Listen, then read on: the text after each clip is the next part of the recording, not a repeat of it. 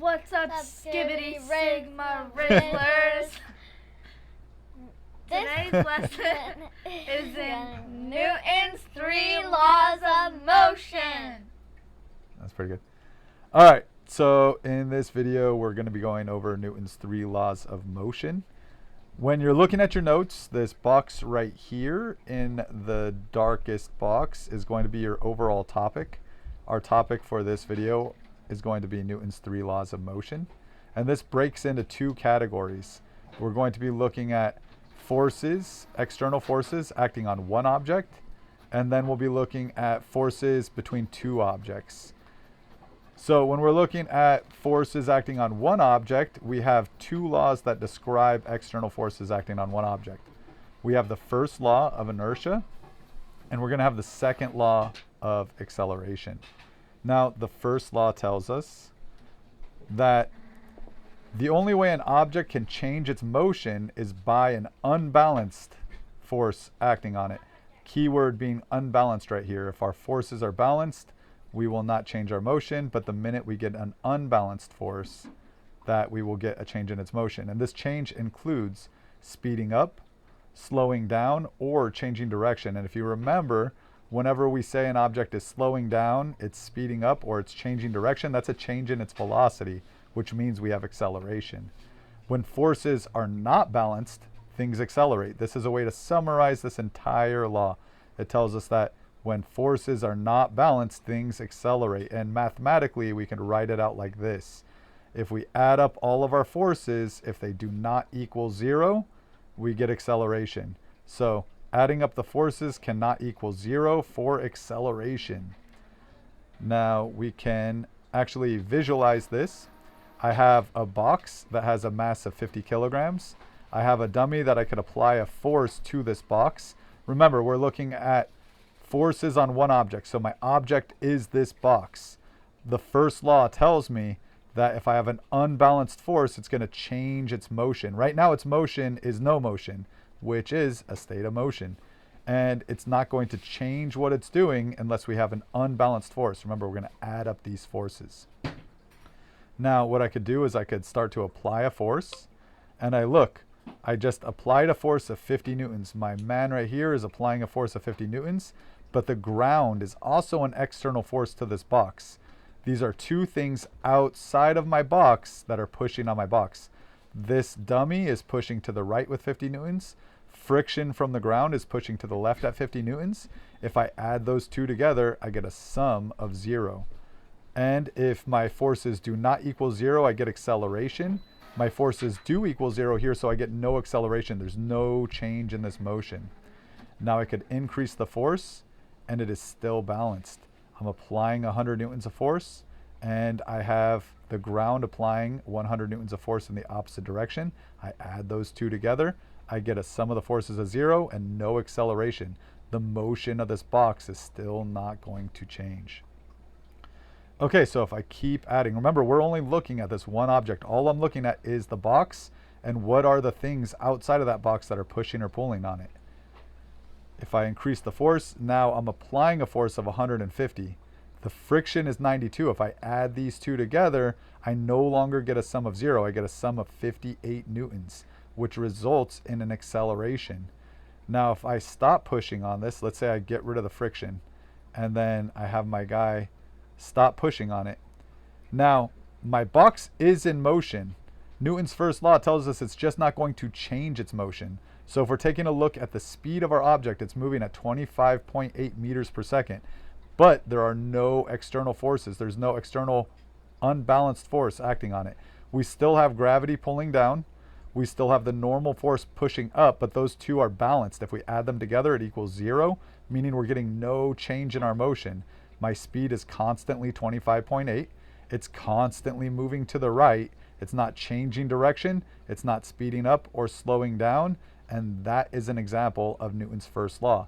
The only way we get a change of motion is if we have an unbalanced force. If we add up our forces, if we get something other than 0, we get a change. If we add up the forces and it equals 0, we have unchanging motion, and it'll just go on forever and ever and ever. Now, if I add friction, I could see that now I have an unbalanced force acting in the opposite direction. My speed is decreasing, my motion is changing.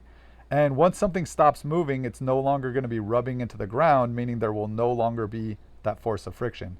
So once it stops, there are no external forces, and it will remain at rest until we have an unbalanced force acting on it again. Okay, so Newton's second law. Newton's second law gives us a way to quantify this acceleration. It tells us that when we add up all of those forces, it's going to be the same number as if I multiply my mass and acceleration. And if we think about this as an equation, I could see that my mass and my acceleration are inversely proportional. As my mass increases, my acceleration will decrease. And I could see that force and my acceleration are directly proportional. If my force increases, my acceleration will also increase. And we can write that out as the acceleration of an object increases when the unbalanced force increases. And my acceleration will decrease as the mass increases, because the mass and acceleration are inversely proportional. The force and the acceleration are directly proportional. Now this is my equation. My unbalanced force, so the sum of my forces, is equal to my mass times my acceleration. If I divide both sides by m, it tells me that my force divided by my mass is equal to my acceleration. Now we can apply that to our lab again.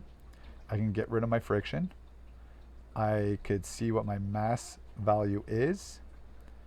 I'm going to turn off my acceleration. We'll do our calculation first. So I have a mass of 50. Remember, we're going to take our unbalanced force and divide it by our mass, and that'll tell us our acceleration. So I have an applied force of 50 newtons. That is my sum of my forces. So in my equation, F equals ma, I have 50 equals 50 times my acceleration, divide both sides by my mass, and it tells me that 50 divided by 50 should give us an acceleration of 1 meter per second squared, and that's exactly what we see here. Okay, so when we're looking at our object, we want to create free body diagrams. So the first and the second law have this trick called free body diagrams. It relates to both of them. Both of these boxes are connected. So this comes from these two ideas right here. And our free body diagrams are tools to help us identify the net force acting on an object. This is used to determine if there's going to be an unbalanced force and the direction of the acceleration. What we do is we draw a box and we represent all of the forces by arrows coming out of the center. So our system is the box. Remember, the first and second law, we're looking at one object. That one object is this box. And then these arrows tell us any pushes or pulls that are happening on that box.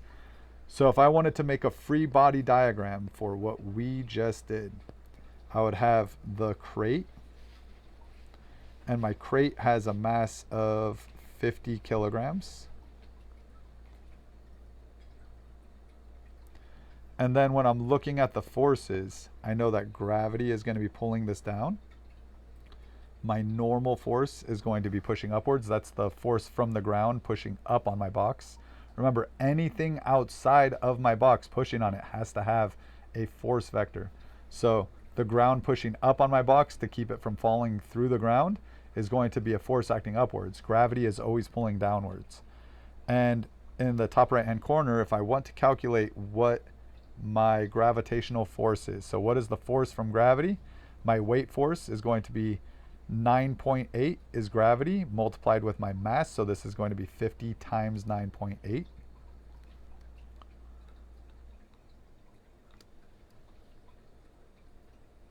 So what I'm going to do is I'm going to put that my weight force, so the force of weight is going to be 50 times 9.8. It's my mass times gravity.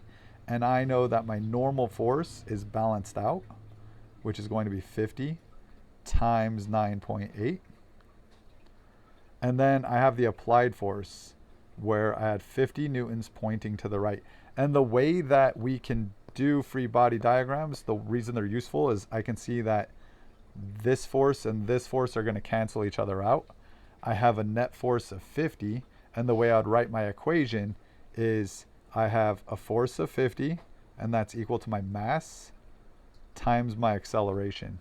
Now, if I divide both sides by 50, I could see that my acceleration is 1 meter per second squared, and that's exactly what we see in our simulation.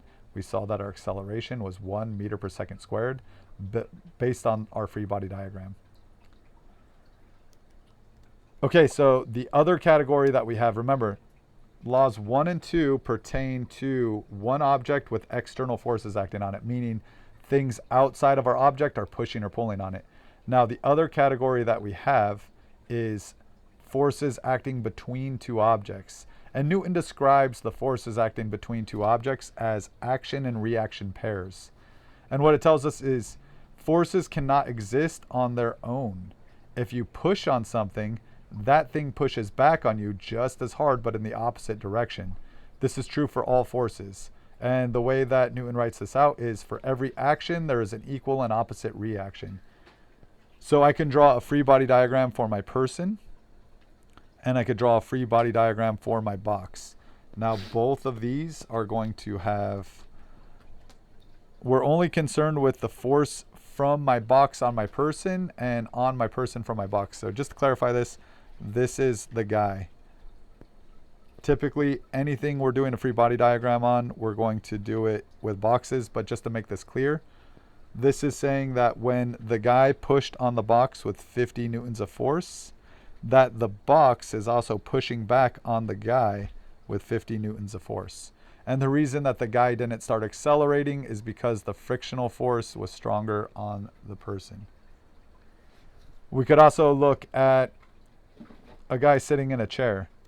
Now, if I have a system where the chair is one of my objects and the guy is my second object, I know that the guy is pushing down on the chair with his weight, but the chair is also pushing up on the guy, preventing him from falling through the chair. And these are action-reaction pairs. If I call this the force from the guy, and I call this the force from the chair, I know that these two are equal in magnitude and opposite in direction. So the force from the chair is equal to the negative of the force on the guy. And the reason that it's negative is its opposite directions. We could see that this one is pointing downwards and this one is pointing upwards. So they're equal in number, but opposite in direction. They're magnitudes. The number portion is the same thing, but one of them has a different sign because they are in opposite directions. We could also illustrate this through a lab. If I'm looking at gravity, I know that gravity is going to be affected by the mass of my object, and it's also going to be affected by the distance. So this blue mass right here is being pulled by this red mass, and this red mass is being pulled by the blue mass. So let's make one of these really, really small and one really large. So this kind of simulates you and the Earth. Now, the Earth is going to pull on you at 3.7 times 10 to the negative 8 newtons. And the big concept right here, the thing that might be counterintuitive, is that you're actually pulling on the Earth with just as much force. And if you really think about this, this would make sense. So the reason that you accelerate is because you have so much less mass than the Earth. So if you both have the same exact force, remember that our equation is force equals mass times acceleration. As the mass gets bigger, the acceleration is going to continually decrease. So the smaller you are, you're going to accelerate more from the same force. If you and the Earth are pulling on each other with the same force, only you're going to accelerate because you're that much smaller than the Earth.